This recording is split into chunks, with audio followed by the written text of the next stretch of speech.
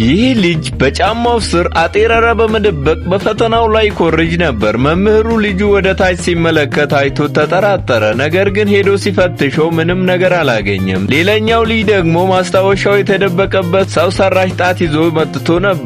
መምህሩ እጆቹን እንዲያሳየው ሲጠይቆ ከ5 ጣት ይልቅ 6 ጣት እንዳለው እንኳን ልብ አላለም ነበር። እሱም ብቻውን አልነበረም። በክፍሉ ውስጥ ያለ እያንዳንዱ ተማሪ የራሱ የሆነ ዘዴ ነበረው። አንዳንዶቹ በልብሳቸው ውስጥ መልሶችን ጽፈው ነበር። አንዳንዶቹ ደግሞ ከሰዓታቸው ስር ደብቀዋል። አንዲት ልጃገረድ ደግሞ በፀጉሯ ማሳዣዋ ውስጥ ማስታወሻዎችን ሰፍታ ነበር። አሁን መምህሩ መላው ክፍል እየኮረጀ መሆኑን እርግጠኛ ነበር።